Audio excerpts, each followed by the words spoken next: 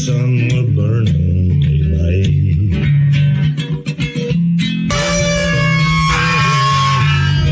Howdy there.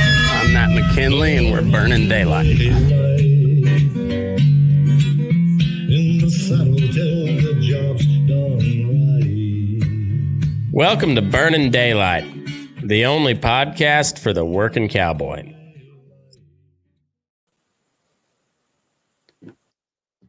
Well, howdy there, daylight burners. Bull session is in full effect today. We got Tuffy Gam, host of You Can't See Him from the Road. And I was telling him right before we came on air, I'm going to have to re-record my intro. It's not a big deal, but I'm no longer the only podcast for the working cowboy. I'm one of two podcasts for the working cowboy. The other one being You Can't See Him from the Road. So Tuffy, how the hell are you, man? I'm pretty good, Matt. How are you? You know, I really can't complain. I look like I've weathered a big storm, but really I just got kicked in the face by a fucking Holstein. And you know what? Shit happens. I like I said in my post, complacency will get you kicked in the face by a Holstein. So check that rope before you head down to that calf. Yeah, that's always a good practice to keep. You know, I ran my and so I'm running like a 40-foot nylon. It's pretty new rope. You know, I'm going to use all the excuses I can, every single excuse I can, because I'm not all that handy. So I gotta get a leg up wherever. But I'm running like a 40-foot rope. I get this one. Just it was a real easy deal. I just had to check. I had to write down the bangs tag number on a couple of heifers, and so I walked in. They're all waiting on the feed truck, you know, pushed up against the fence. So I walk in, backhand loop, no problem. Get dallied up short, lay her down, slip a leg when I went to lay her down. So she only had one leg caught, and still not a big deal. Go to try to wrap that other leg up, and yeah, I should have half hitched when I didn't, because it was a newer rope and it was nylon. You know how that shit goes. Polly would have set in there just nice, but a nylon, yeah, she kicked twice. The first one kicked loose and the second one caught me right in the face. I will say though, I may not ever knock anybody out, but you'll have a hard time knocking me out. I got a pretty good chin on me. That one I didn't even see stars on that one. This is about a 600-pound heifer, and she got me pretty fucking good. I'll say that. Like my whole side of my face has been swelled up for 2 days, but nothing broke, and I didn't lose her. So I think isn't that what you're supposed to do, cowboy shit? Yeah, and anything that can go wrong will go wrong. Right, and if you don't check everything twice, even something as gay and stupid as a Holstein heifer will still get the best of you. Oh, even a 3-day-old calf will get the best of you. Oh man, I've seen you know, like a 9,500-pound calf whip the shit out of many a 300-pound dudes. Oh yeah, it'll happen, and it happens real quick. Yeah. You just hope it happens when something like that happens. You just hope it's with the little calf, or, you know, with something smaller, not something real big on the end of the rope. Right. That's exactly right. I kept telling those guys at the ranch rodeo this weekend, like it was a scramble format. You know, they just turned 4 steers out, and you had to, essentially it was mug, doctor, load, and pin, but instead of the doctor, they called it Brandon. So it was still a rope and steer. And you hadn't healed him, but you had to go get the iron and stick it on his side or on his hip. But essentially I kept telling him every time, I was like, man, I would either load or pin that big steer. Like, it seemed like every time there was about 2 middle-sized steers, a little bitty steer, and a big one. I would pin that big dude, and I would mug that little guy. That's my strategy, and I would stick to that every time. And it's usually a pretty good strategy. Oh, it is. It is, and it's just do the easiest. Do what is easier. Don't make more work for yourself, because more work for yourself it's just a bad deal all around. Yeah. Well, and if you got really shitty work, like hopefully you've got a couple people that work underneath you, and you can send them to go do that. Yeah. Well, the problem with where I'm at, there's only 2 of us that ride on a regular basis, so it's generally the 2 of us in the mix together when something goes wrong. I know that's the same way it is with me. Anyhow, so like I said, Tuffy Gamble, your host. How many? You just got the 1 episode out? You got any in the bank, or are you just working on it? I got a few lined up to come out here in the next like week or 2 coming up. Nice. So we got the first one out, and it's just trying right now. It's just trying to find time and get kind of linked up with everybody, because it's getting on to that busy time of year when all the cowboys are busy. Fall work's coming up real quick. Yeah. So anyway, it's called You Can't See Them from the Road. And yes, sir. I like that. I like that a lot. And what do you I know you're real new to this, and if you're like any other cowboy, you thought it was a good idea, and you went into it, and you're gonna figure it out as you go, and that's kind of how I went, and I'm still on that way. But I guess more than anything, maybe give you a heads up. What do you think you got coming from say a couple months down the line, a year down the line? Where do you see this deal going? Well, I'd really like to see it take off, and then not just for the podcast, but I want to have it turn into something where if a working guy gets hurt, or if he gets in a bad wreck, and there's a group of people out there that'll help him, maybe we could do some fundraising and help somebody out of a jam, because I dang sure know how it is to get banged up and not be able to work and be laying on the couch and going, well, shit, how am I going to pay these bills? And maybe just through a podcast, and because there's so many good people out here, and it's just another way to reach them. Maybe we could do a little bit of fundraising or a fundraiser, get some gear guys to donate something and have a little auction or something like that, just to help the working guy out. Yes, sir. I like where your head's at, man, because I think that the same way. Like more than anything, I just want. I guess on a selfish reason, like I'm a long ways from home out here where I'm at. Like I love my wife, I love her family, and I love where I'm at now. But I'm still about 1,500 miles away from home, and I got a real close knit family, and I had a lot of I had a good ranch rodeo team, where I was before, and I don't really have that anymore. And then I don't have a lot of my close family, but I know, like if I walk into a bar or whatever, I go to a fundraiser, dinner, some kind of community get together. It doesn't matter the shape of the hat. I just look for a hat and be like, I can probably go. I maybe not make friends with that guy, but I can tolerate an evening, because and especially if it looks like an actual working hat, like a guy that actually knows, like he sits a horseback. And not, it doesn't look like a boot barn hat. You know what I mean?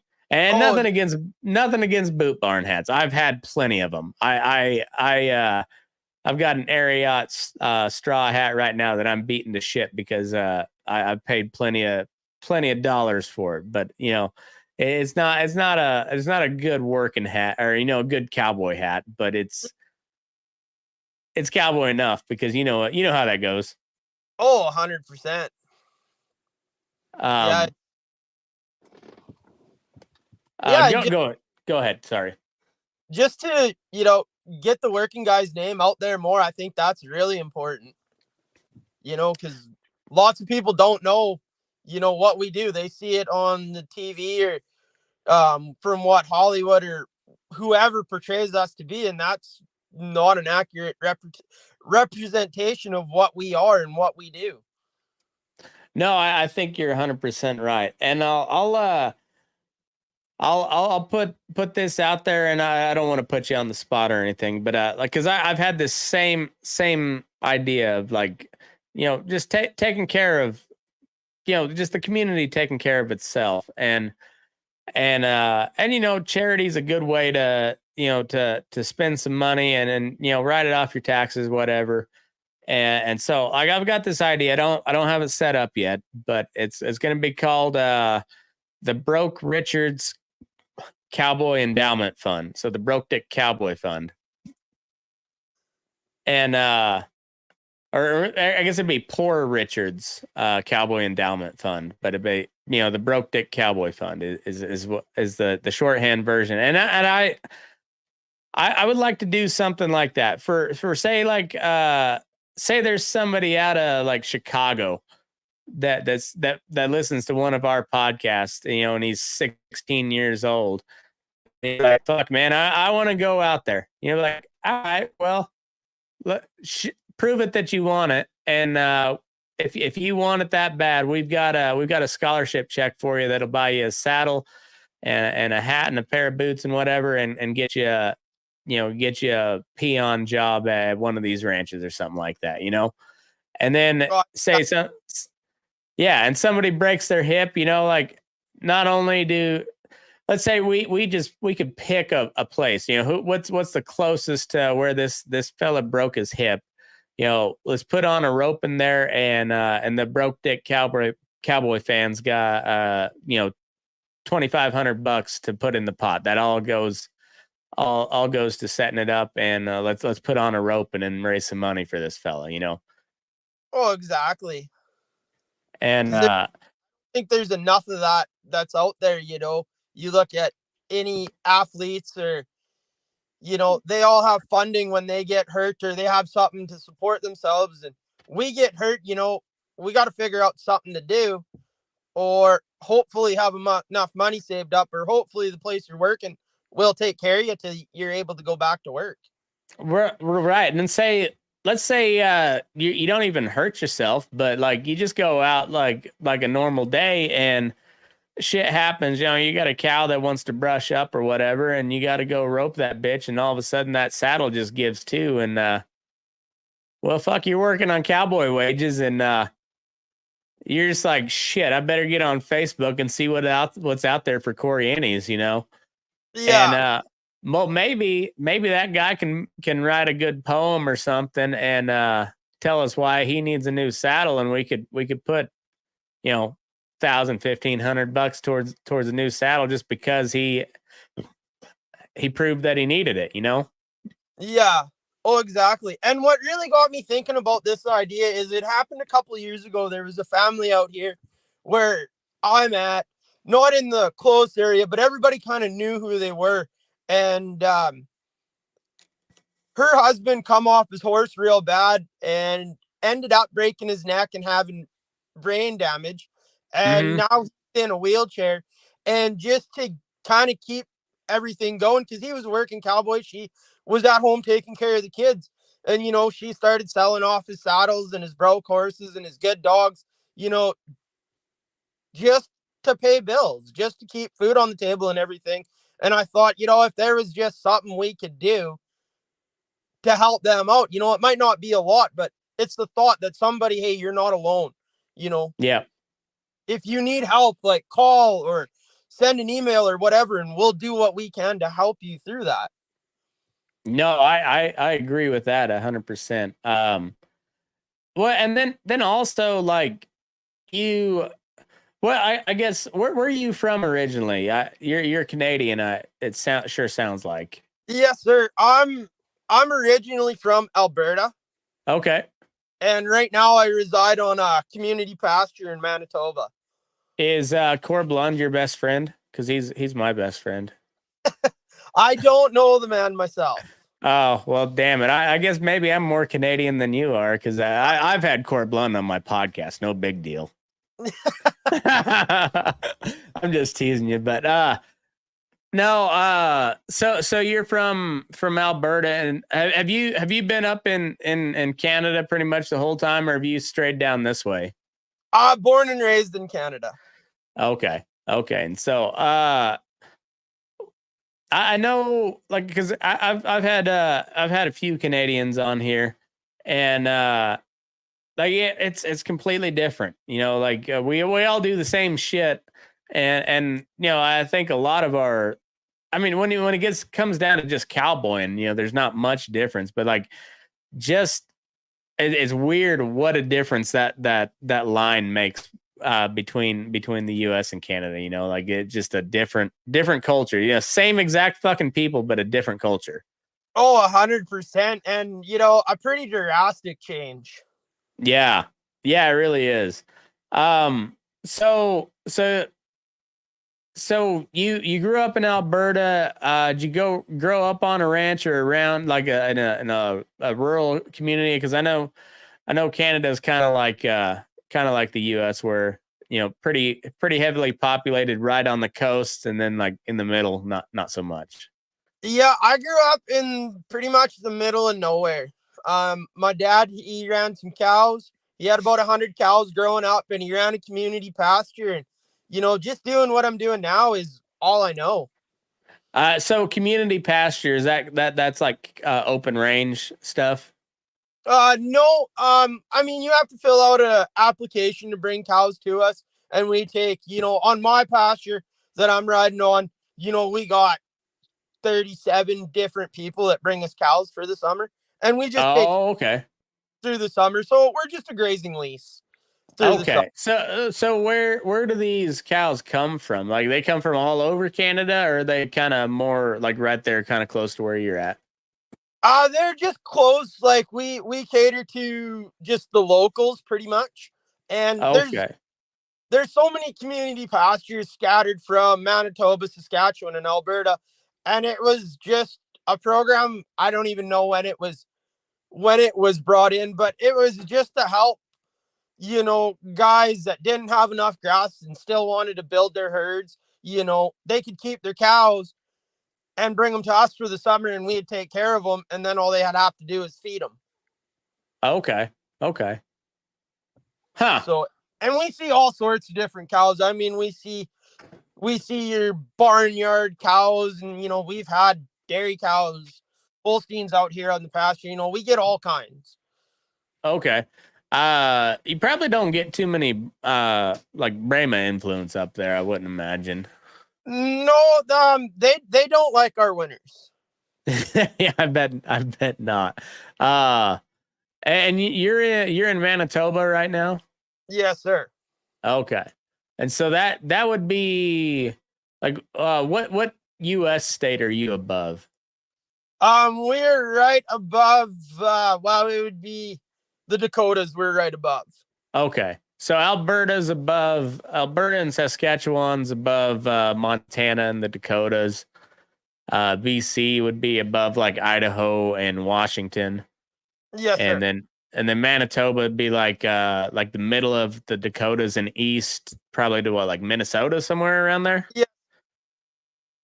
Okay. Okay. So you got, is it mountainous around there, or is it mostly grass, just like kind of plains? Yeah, we're just in the prairie, so it's just plains. You know, we got lots of bush and swamp.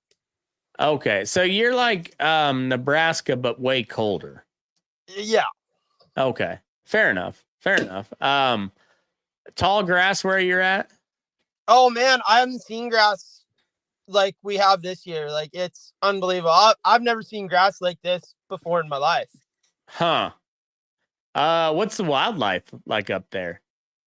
We got a lot. We got a lot of deer up here and bears and that's about it.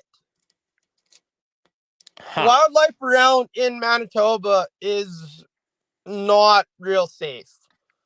Okay. Um, you know, we got a lot of hunters around here, a lot of reserves.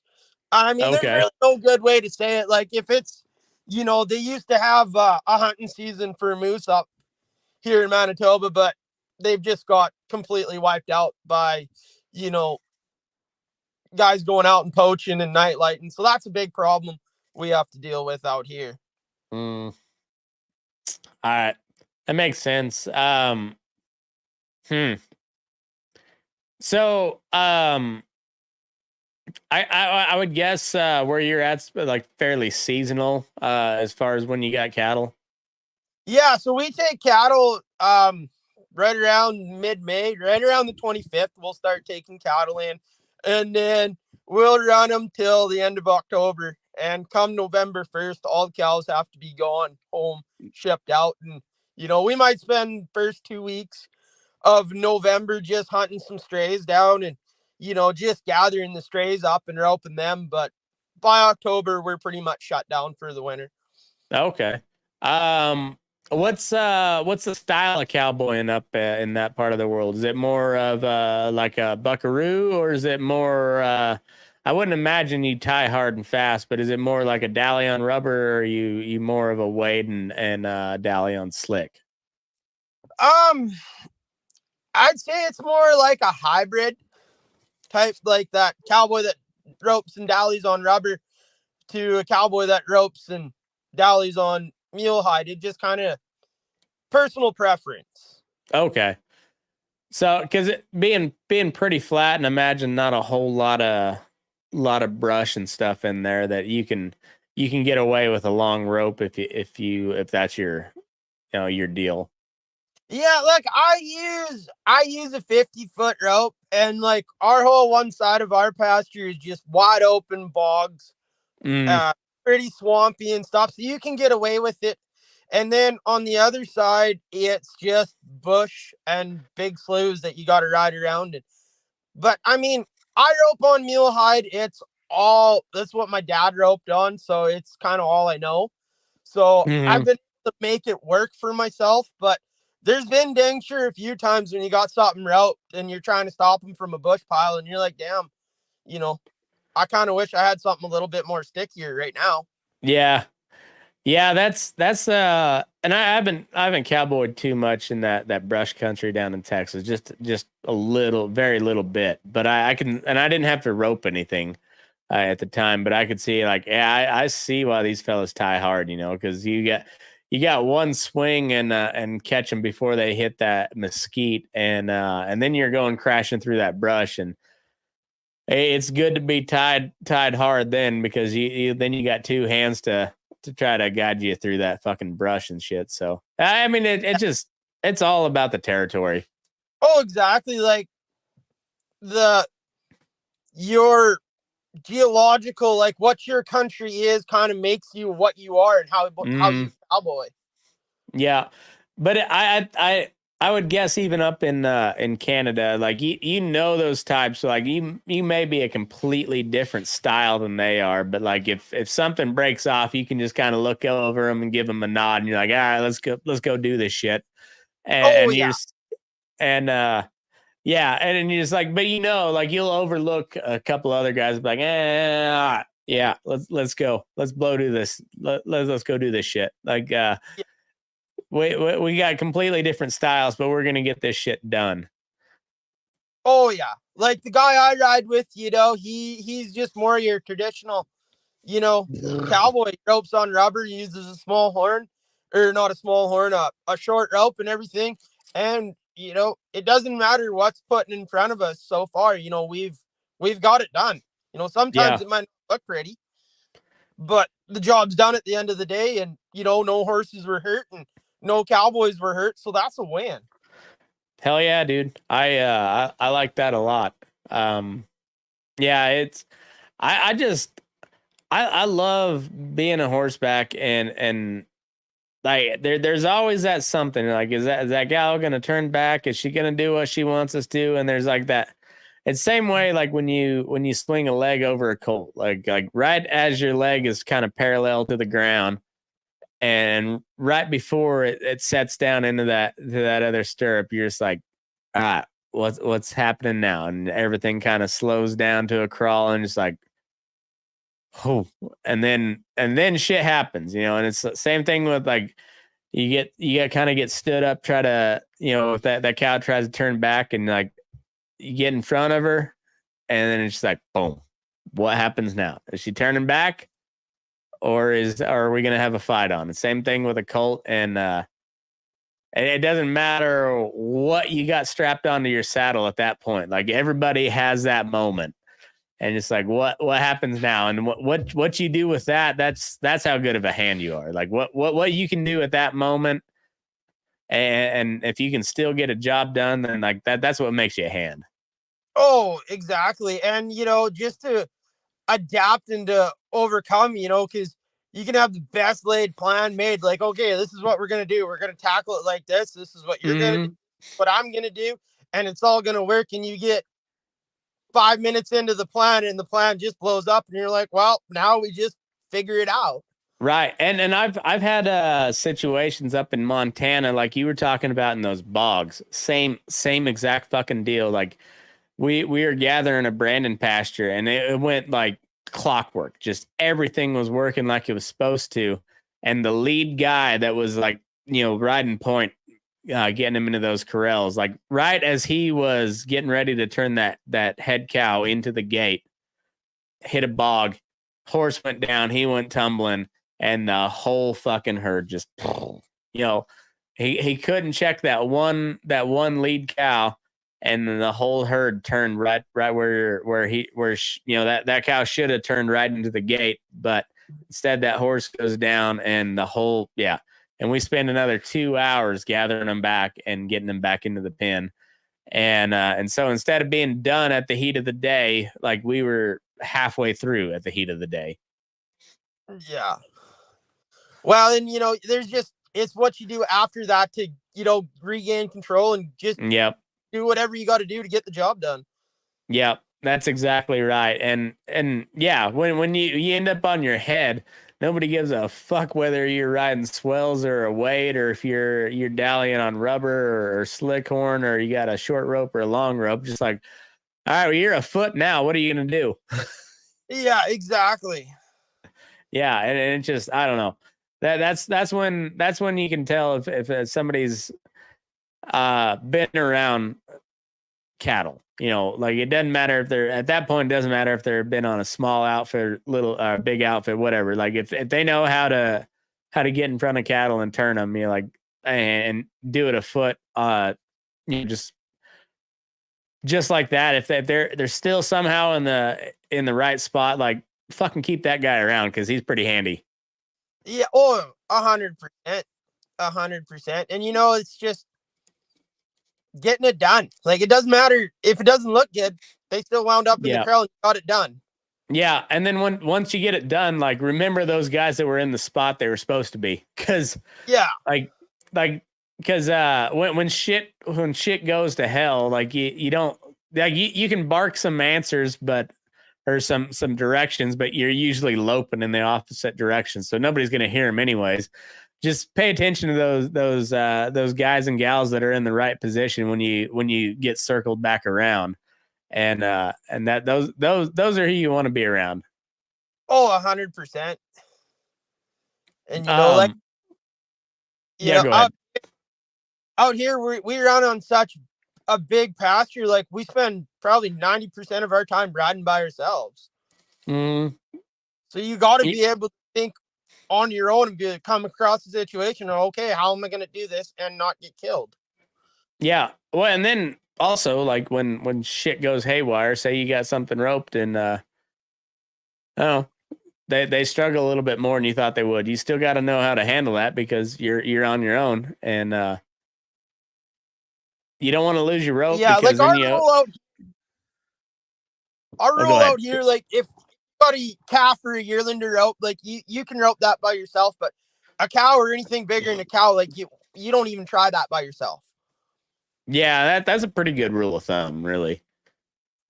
Like there's plenty of guys that can handle a cow by themselves. Everybody, I mean, any guy worth their salt can do it, but you can ask anybody that's a really good hand and be like, you want to do that on your own? They're like, yeah. It'd be nice if somebody was picking up heels, Oh, exactly. Like just a couple weeks ago, and it even happened yesterday.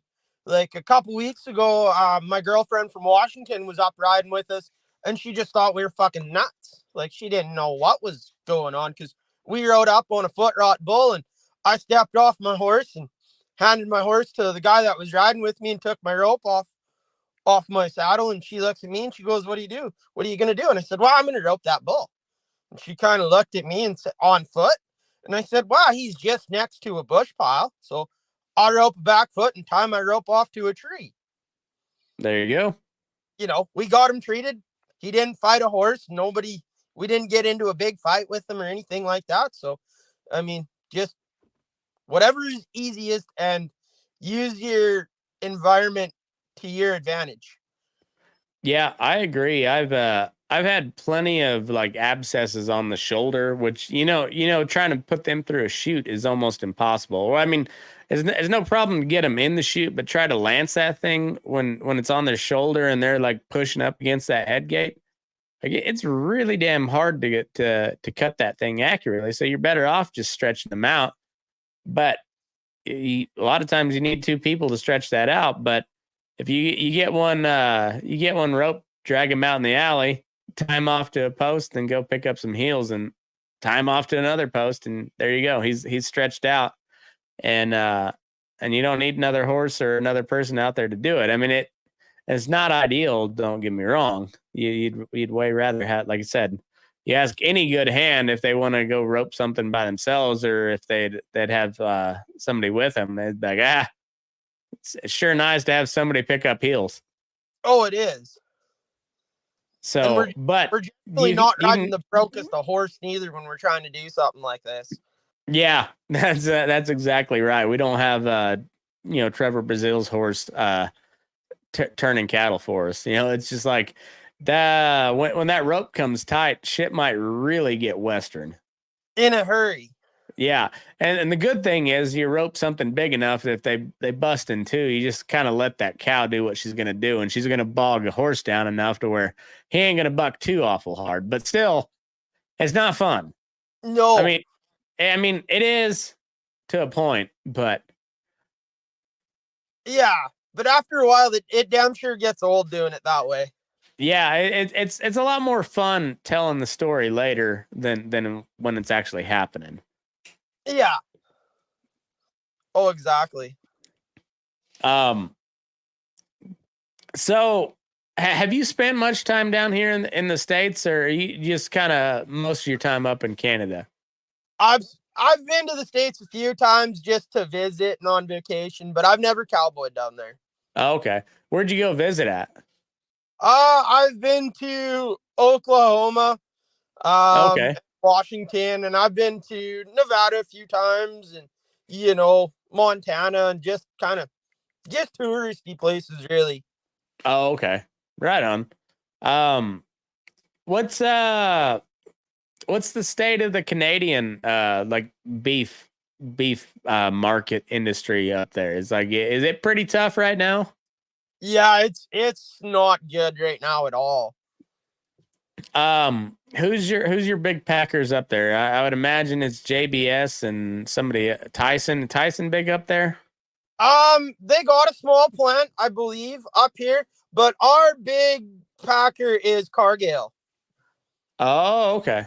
Yeah, Cargill's a motherfucker. They're privately owned too, so they don't have to disclose near as much as JBS or Tyson because they're not a publicly traded company. Yeah.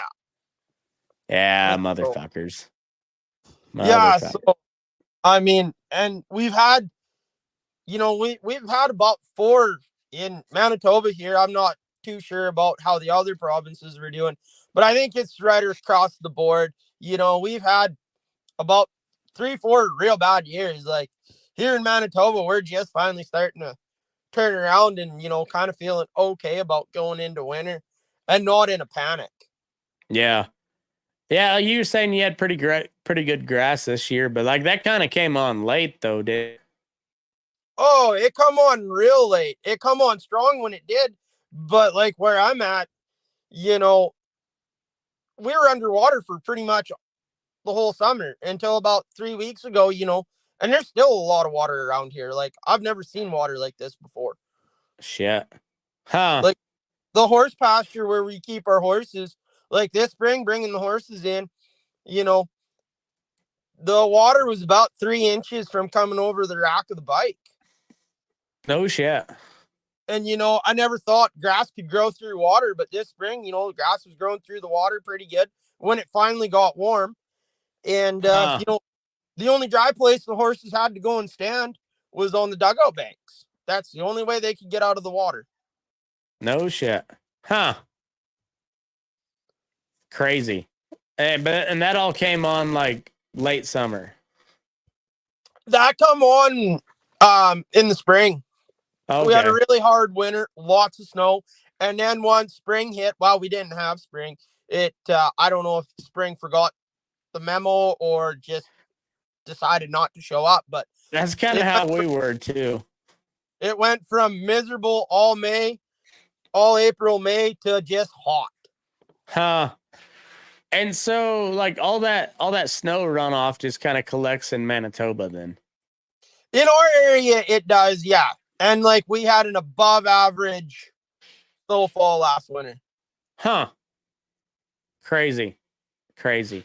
It's it's kind of funny to compare how all that works. It's like, oh fuck, man, it's been outside of like Montana and the Dakotas, like it's been droughty as shit for the last 5 years in the US. And you'll have like a big snowpack in California every now and then. That'll make a like a decent spring and summer in Nevada. But they'll get like no snowpack in Colorado. But then like the years they'll get huge snowpack in Colorado, they won't get anything on the coast. It's, I don't know. It's strange. I've yet to figure out this weather pattern, but yeah, it's something. Like where my dad is at in Alberta, like I don't even think they got a foot of snow all winter. Like it looked like the prairie. It looked like fall there pretty much all winter. Yeah. Crazy. And here we're starting to worry about out here, like where are we gonna put the snow? Like we're running out of places to put it, and it's still coming down. That's wild. Yeah. And like I know there's Kate Bowen, gal that I talked, she kind of every now and then she'll produce a show for me, but she's out in Tennessee and she said it rains all the fucking time. Like they can't get away from the mud. And like I begrudgingly told my guys to water the roads down today because I don't want to waste any water, but the dust is getting out of control. So like go run the water truck around for a little bit. And but also he's like, man, I hate to waste that water. Yeah. And like we can get rid of it here. Yeah, it's crazy. Crazy shit. So have you thought about like who's some of the people you want to like, I'd say like bucket list, if you could get somebody on your show, who do you want? I haven't really put a whole lot of thought into like big names. Right now I just kind of want to get like the neighbor down the road or the guy that's just living it every day, let alone somebody big, just hear the voice of the actual working guys. I hear you there too. Like I've said since the day I started this thing is like the best stories I've ever heard are, around a campfire, around a Brandon pot, or, gathered around a trailer at a rodeo or something, just like, and usually they're from an old guy that can't do shit anymore, but he's talking about what they used to do back in his day. And I'm very, very fortunate that I get to talk to Boots O'Neill every Sunday. And just like you listen to a guy like that and just like, man, I could listen to that guy for years on end, literal years on end, and never get tired. And I just like I want to have guys like that have a place to just talk. Yeah. Eventually I want to get there as well, but I think right now I'm just gonna stick with the working guys, that nobody's heard of, and just get their voice out and let them know like, hey, somebody wants to hear your stories or hear what you have to say. Yeah, I agree with you there, man. I just and and there's and it's the reason like why I had you on tonight. Like I don't see you as competition. Like you're gonna know folks that I don't know, and I like I might hear somebody on your show that like, hey, he needs to be on Burning Daylight. You might hear somebody on Burning Daylight. It's like, hey, he might need to talk to a Canadian, and and I just like the more of guys like us and people that we know that are able to tell their stories like that. That's the best you can ask for. So, um, not sure. I think he's he's back. Shit, the cell service where I'm at is like sometimes non-existent. See that's another issue with interviewing cowboys. You got to deal with that shit all the time, and I like I said, not to suck my own dick to toot my own horn, but I know who I'm dealing with, so I'm used to ad libbing on the fly if they cut out. So yeah, get used to that when you're wanting to interview guys like us because they're typically not in a spot where shit like this works. Oh well, I'm sitting in my truck on the side of the road right now where I have the best cell service. Yep. Hey, it is what it is, and but that's what makes stuff like those big events like in any of these ranch rodeos I don't say PRCA rodeos too much anymore because like there's not a whole lot of like real good cowboys going to those. You'll see a few here and there, but like you know those events and like I'm trying to make a point to like if there's those like sure enough cowboy events, like Burning Daylight needs to be there too, so we can talk to a few cowhands. And I feel like you think the same way on the, can't see him from the road. Oh yeah, and like the thing is too, like there's so many good gear makers and so many good guys that are building stuff that just Yes, sir.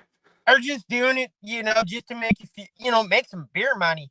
And hey, Yep. come on the show, tell us about yourself, and kind of get his name out there as he's building some cool shit. Oh yeah, dude. I've had a lot of cool shit made for me. I'm like I gave away well I'm giving away a wallet and a headstall just because people made it for me and but they also said, hey, make sure it goes to a good cause. And I got a buddy in Montana that got wiped out by the flood, so they're doing a benefit.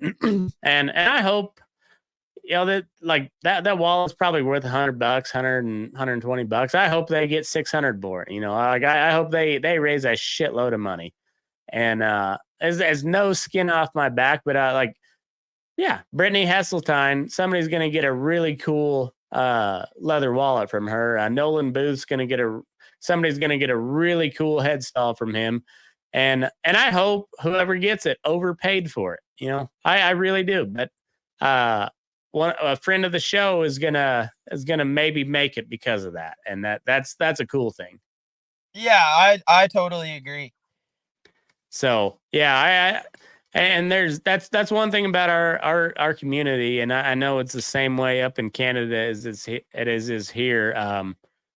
Like you take care of each other. Like even if it's not your job, you see something where a guy could need some help. You just like, hey, I don't want to do it.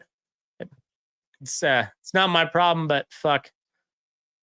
That also could be him on the other side saying it's not my fucking problem and just leaving it alone, and you got a wreck on your hands. So you take care of it because and that's the type of community that the cowboy world has. Oh, exactly. And one day that might be you in that situation, and Yep. you hope somebody would do the same for you. Yep, exactly right. It's it all goes back to old Robert Frost. Good fences make good neighbors, and Yeah, if your neighbor's got a hole in his fence, fix it, and then you can give him shit about it. But don't give him shit about it without fixing it. Oh, exactly. Yeah, and I don't know. It's just like that. That's kind of the world we live in, and that I'd like to see that keep going. And if we don't do our part to keep it going, it ain't gonna like it's not gonna carry forward. So like that's why I say like I want your show to reach as many people as you can, because like we all have that same mindset. Just like we gotta be good at what we do, but we also like, hey, the neighbor might need some help here and there. Oh, exactly. And, just to get that knowledge out, like you might hear something, I've heard a few things on your podcast where you've been talking to guys and you sitting there and you're like, next time I do something like that, I'm going to try that. Yeah. It's crazy because you're like, I don't know. It may not work. Sometimes it just don't work, but like it might. You hear that and you're like, Yeah, exactly. I don't know. It might work. Well, but give it a shot. And if it works, awesome. And it might not work. It might not work that day, but however far down the road you might be out of options and not know what to do, and it'll pop in your head. And you know what? Fuck it, I'm gonna give it a go. Yeah. And then, you know what? If it doesn't work, you could go and message the original person and be like, hey, that didn't work up here. It was a good idea, but it didn't work up here. And I bet you they would be really glad to know that, because they're, like if you're promoting something and all of a sudden you find out it don't work, you're like, better go work on that. Make sure that works. Otherwise, what I'm selling ain't worth a fuck, Oh, exactly. So I don't know. It's I think we got a good opportunity to the coolest thing about the cowboy world is just figuring out how other people do shit and how it stacks up compared to how you do stuff. And like sometimes that's better, sometimes it ain't. And but you don't know until you talk to somebody.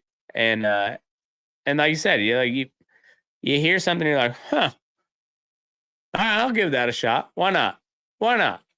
Yeah, or you can take that idea and put your own twist on it and make it work for yourself. Yeah, you can say like, all right, that'll work up until here, and then that's not going to work. So what do we do after that?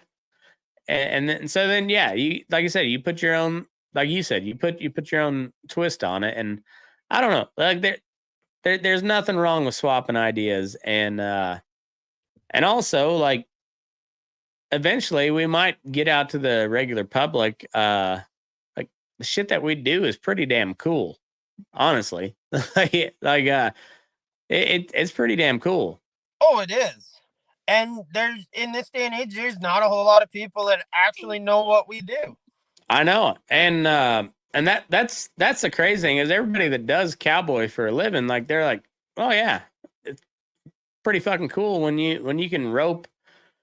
I always put it like you're riding an animal that's somewhere between 800 and 1,500 pounds. That at the heart of what they are, they don't want you on their back. No. But you're gonna ride them to go move around a bunch of other, say, 800 to 1,500 pound animals that don't want to go where you want them to go. But you've got to take an animal that doesn't want you on their back and make those animals that don't want to go where you want them to go where you want them to go. Oh, exactly. And throw a runaway dog in there too. Yeah. Can't do that without a runaway dog. Right. I mean, because like, why make it any easier than you have to? Like, right. And and so when somebody asks you what you do for a day, well, like that's what we do. And then they'd be like, why? And you're like, I don't know, I kind of like it. Like, what other reason do you have? Just like, it's not a good reason, but fuck, I kind of like it. It's kind of fun. Yeah, it's all I got. Yeah, it's I don't know why I do it, but I kind of like it. Oh, exactly. And there's a lot of days too, and when you really think life choices through, you're like, huh, you know, I may have fucked up. Yeah. But then you're also like, that's not going to make me any warmer by admitting that I fucked up. So we better go just get this job done because that's going to get me to the heater faster. Yeah. And you have them moments, you know, generally in the winter when one of your asshole friends from the States where it's warm calls you and goes, what are you doing? And you're like, oh, you know, I got some cows that I'm trying to get out of the bush pile and get to better ground before a storm hits. And he goes, yeah, it's kind of cold here too. I put on a sweater this morning when I walked out of the house. And he's like, fuck, man. And you're like, man, I could barely even step on a horse because I had so many layers on. Yeah, it's -45 with a fucking wind chill. I'm out here like great life choices I made. Oh, and you're just like, I could have been born in Ethiopia, but instead, no. God save the Queen. I'm in fucking Canada. Yeah.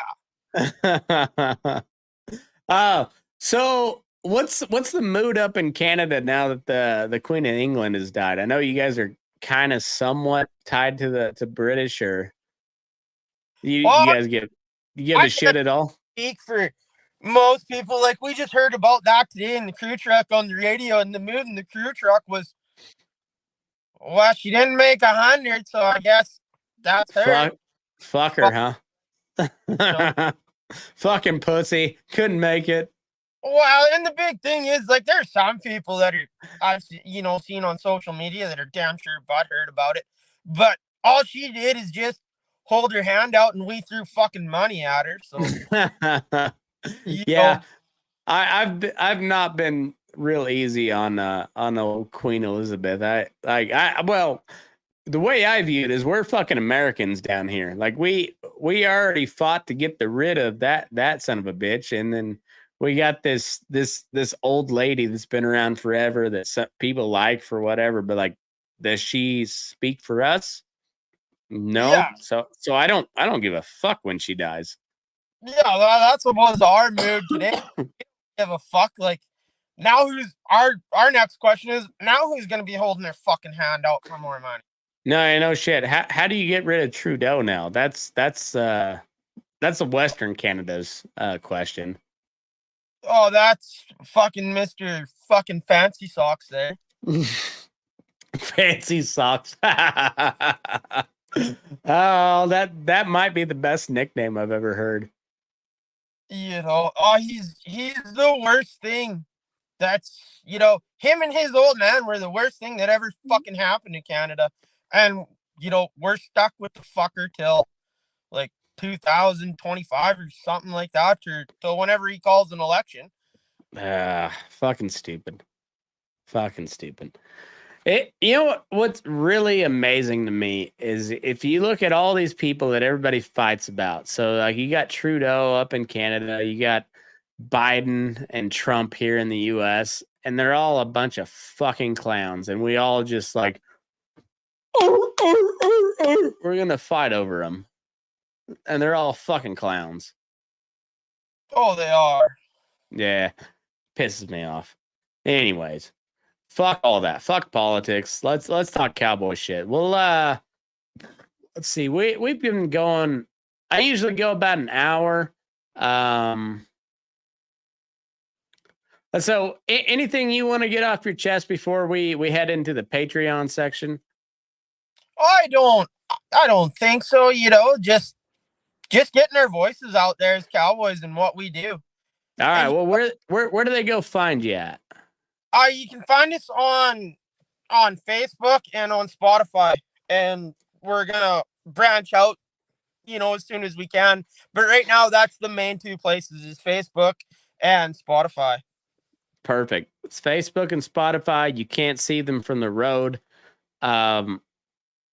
I'm like I said, I'm a fan because it's cowboy shit, and that's what I was looking for when I started this podcast. So I appreciate the hell out of it, and I'm legit gonna go change my intro because I'm no longer the only podcast for the working cowboy. So congratulations. Thank you for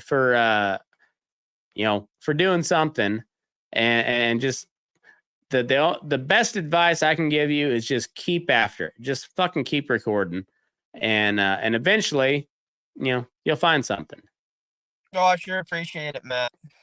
No, I appreciate you, man. Thanks for coming on. And if you listen to the show on my feed, patreon.com/burning-daylight or Spotify on the paid section, that's the best way to support the show.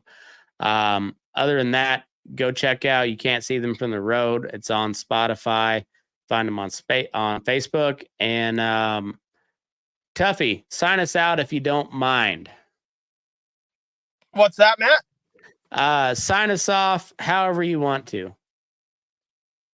Oh, well, thank you for having me on, and we'll see you on down the road. Perfect. Move your ass. We are burning daylight, and I'll have the video up now. Hold on.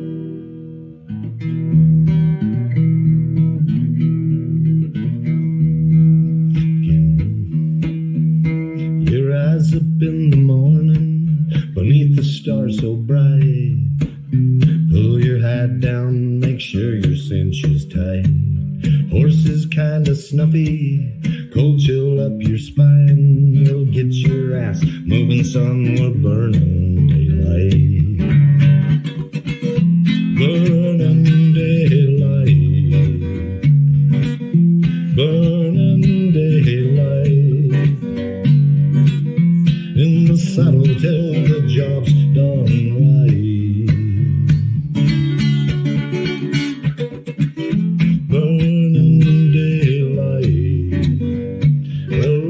Just together, and you won't catch 'em all.